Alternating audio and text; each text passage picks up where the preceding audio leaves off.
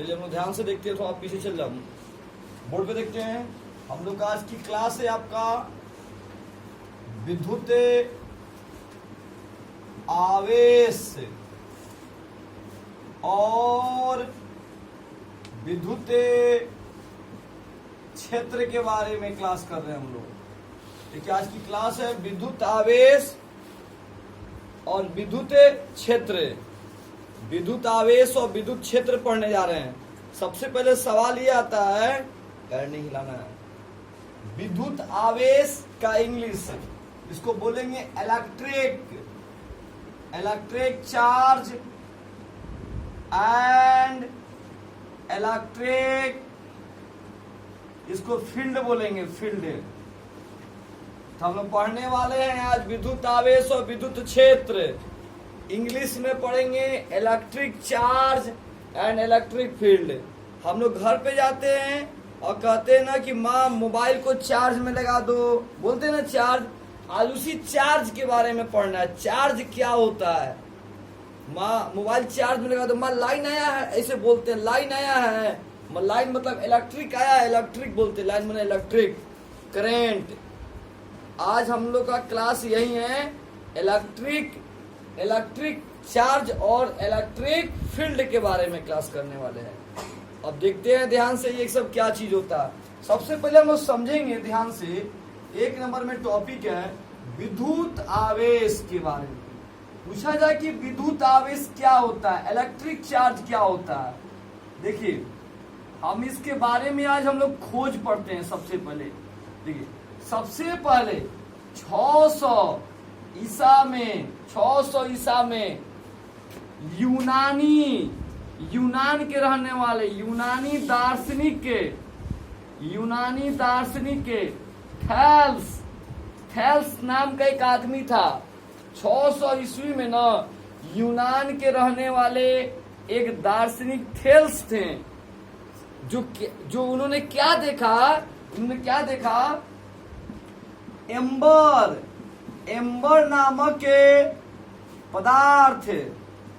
नामक पदार्थ को ऊन समझते हो, ठंडा के दिन में जो ऊन नहीं पहनते हम लोग, ऊन का स्वेटर। तो एम्बर नामक पदार्थ को ऊन से रगड़ने पर जब उन्होंने एम्बर को ना, मान लो ये एम्बर है, ये ऊन है, इस एम्बर को इस पे से रगड़ा, ये वाला कौन है, ऊन, ये एम्बर है, इस एम्बर को इस पे रगड़ने के बाद से क्या हुआ ना, जब रगड़ लिया तो इसमें छोटे छोटे जब टुकड़ा को सटाया, रगड़ने पर छोटे टुकड़े को, जब छोटे छोटे टुकड़ों को जब इस पे सटाया गया तो उसमें सट जा रहा था। आया समझ में? जब एम्बर को ऊन से रगड़ा गया ना, और रगड़ कर जब छोटे छोटे कागज के टुकड़े,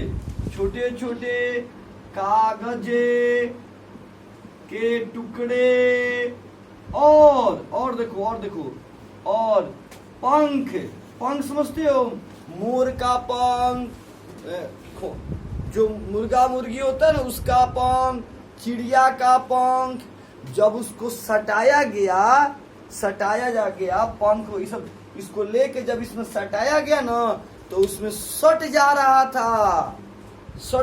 था। ये प्रयोग, इस तरह का प्रयोग किसने किया, थेल्स ने किया। कैसे किया, एम्बर नामक पदार्थ को जब ऊन से रगड़ा और रगड़ने के बाद जब छोटे छोटे कागज के टुकड़े और पंख से, मोर का पंख, तितली का, चिड़िया का पंख को जब सटाया इसमें तो क्या हो रहा था, उसमें सट जा रहा था। तो ये प्रयोग हमारा किसका है, थेल्स का है। तो सबसे पहले सट गया। सटने का मतलब जानते क्या होता है, आकर्षित होना। सटने का मतलब होता है आकर्षित होना, खिंचा जाना। तो देखो सबसे पहले इस दुनिया में सटने की बात, आकर्षित करने की बात किसने बताया, थेल्स ने बताया। तो सभी बच्चों को समझ में आ गया, कोई चीज बोलना नहीं है बीच में। जब कोई चीज सट जा रहा है, इस लाइन में क्या होता है, हम लोग सट जाते हैं। सटने का मतलब आकर्षित कर लिया, लाइन हम लोग को खींच लिया अपने ओर। तो खींचने की बात सबसे पहले थेल्स ने बताया इस तरह के प्रयोग से। फिर कुछ सालों के बाद, बहुत दिनों के बाद एक वैज्ञानिक और आए। 16वीं सदी में एक वैज्ञानिक और आए। 16वीं मतलब 1600 ईस्वी में। 1600 ईस्वी में एक वैज्ञानिक और है जिनका नाम था विलियम गिलबर्ट। और विलियम गिलबर्ट इन्होंने क्या किया, देखिए इन्होंने क्या किया, विलियम गिलबर्ट ने, इन्होंने भी सेम इसी तरह क्या किया, इन्होंने एम्बर नामक पदार्थ को, ठीक है, बिल्ली की खाल पे रगड़ा। और जब रगड़ा ना, तो ये भी जब सटाए कोई पदार्थ को, तो उसमें क्या हो रहा था, सट जा रहा था। तो सटेगा तो बोलेंगे आकर्षित कर लिया, सटेगा तो बोलेंगे आकर्षित मतलब अट्रैक्ट कर लिया, खींच लिया अपने। इस तरह आकर्षित करने की बात दो वैज्ञानिक आ रहे हैं, थेल्स आ रहे हैं और विलियम गिलबर्ट आ रहे हैं। चलिए आप स्टार्ट कीजिए, जल्दी से लिखना। चलिए अब देखते हैं ध्यान से आगे टॉपिक। अब 1646 ईस्वी में, 1646 ईस्वी में सर थॉमस ब्राउन, देखिए एक वैज्ञानिक का नाम, सन 1646 ईस्वी में सर थॉमस ब्राउन। अब ये तीसरा वैज्ञानिक है, देखिए ये क्या कर रहा है, इन्होंने बताया, देखिए क्या बता रहे हैं, ये बोल रहे हैं इनका प्रयोग क्या है, दिखाई दे रहा है ना यहाँ पे, कि जो हल्की वस्तु को, ध्यान सुनिए, कोई भी हल्के वस्तु को आकर्षित करेगा, अगर कोई चीज हल्का वस्तु को अपनी ओर खींच लिया, समझ में आ गया ना, हल्का वस्तु को अपनी ओर खींच लिया, तो हल्की वस्तु को आकर्षित करे तो उसका इन्होंने देखिए क्या नाम दिया, करे दिखाई दे रहा। तो हल्की वस्तु को जब वो आकर्षित करे तो इन्होंने एक नाम दिया, उसका नाम था, देखिए जब वो हल्की वस्तु को अपनी तरफ आकर्षित कर लेगा तो उसका नाम उन्होंने देखिए क्या दिया, इलेक्ट्रिसिटी नाम दिया इन्होंने, इलेक्ट्रिसिटी। खूब अच्छे से ध्यान दीजिए, ये प्रयोग किसका है, थॉमस ब्राउन का, सर थॉमस ब्राउन। इन्होंने क्या बताया, देखिए इन्होंने बताया तीसरा वैज्ञानिक है कि अगर कोई चीज हल्का वस्तु को, या लिखा गया हल्के वस्तु को अगर आकर्षित कर लेगा तो इसका नाम रखेंगे इलेक्ट्रिसिटी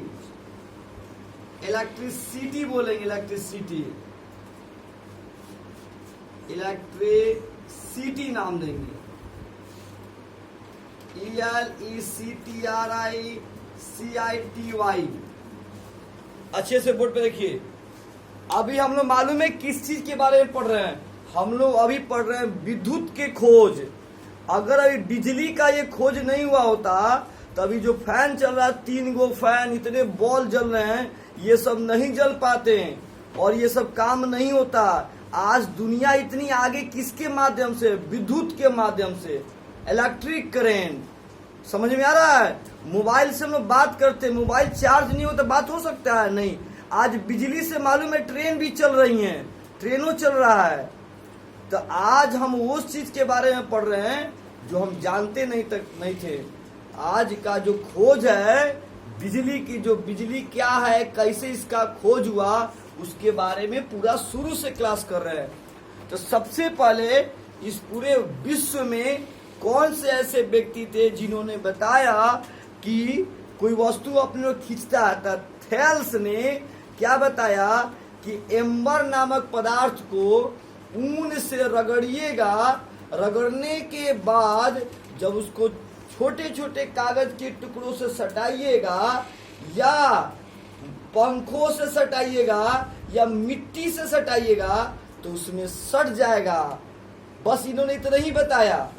फिर कुछ सालों के बाद 1600 ईस्वी में विलियम गिलबर्ट आए, उन्होंने भी बात को बोला, इस बात को सही बोला।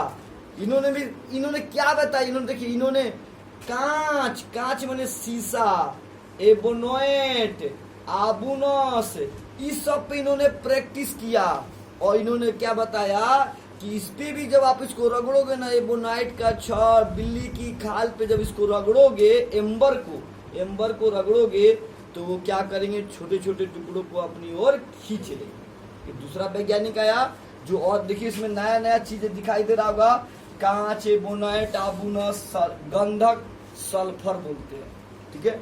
इसके बाद अगला वैज्ञानिक क्या आया, सर थॉमस ब्राउन। इन्होंने क्या बताया कि कोई हल्का वस्तु को खींच लेना तो उसका नाम इन्होंने दिया। अभी तक कोई नाम नहीं दिया था कि जब खींचेगा तो क्या बोलेंगे, तो इन्होंने नाम दिया इलेक्ट्रिसिटी नाम दिया, इलेक्ट्रिसिटी नाम दिया। सबको लगभग समझ में आ रहा होगा इलेक्ट्रिसिटी। इसका अब कोई सोचेगा इलेक्ट्रिसिटी का अर्थ क्या होता है, तो देखिए यहाँ पे देखिए, इसका अर्थ होता है, अर्थ, इलेक्ट्रिसिटी का अर्थ, ध्यान से, इसका अर्थ होता है स्थिर वैद्युतिकी। इसको बोलते हैं स्थिर वैद्युतिकी। पूछा जाएगा इलेक्ट्रिसिटी का अर्थ क्या होता है, तो स्थिर वैद्युतिकी। स्थिर का मतलब रुका हुआ वैद्युतिकी, समझ में ना, रुका हुआ वैद्युत मतलब विद्युत, रुका हुआ विद्युत। तो इस तरह से हम लोगों ने 3 वैज्ञानिक के बारे में पढ़ा। और देखिए अभी हम लोग प्रैक्टिस करते हैं। एक कलम को लीजिए, अब बाल पे खूब जोर जोर से इसे घर पर रगड़िएगा, और कागज के छोटे छोटे टुकड़ों को लाइएगा, हाथ पे रख लीजिएगा, चाहे कहीं रख लीजिएगा, और इसको रगड़ के जब इसको सटाइएगा ना तो उसमें सट जाए, कागज का टुकड़ा में सट जाएगा। तो कागज का टुकड़ा हल्के ना होता है जी, सट गया, इसका मतलब समझ में आ गया। इसका मतलब है कि इसमें एम्बर नामक पदार्थ है। क्या है, एम्बर नामक पदार्थ है। समझ में आ गई। ये बात किसने बताया, थैल्स ने। फिर यही बात को एक और आदमी बोला कि बात सही है, कौन, विलियम गिलबर्ट। फिर एक वैज्ञानिक आया जो उसने क्या कर दिया कि इसका नाम रख दिया कि सटेगा ना, उसका नाम दिया इलेक्ट्रिसिटी नाम दिया।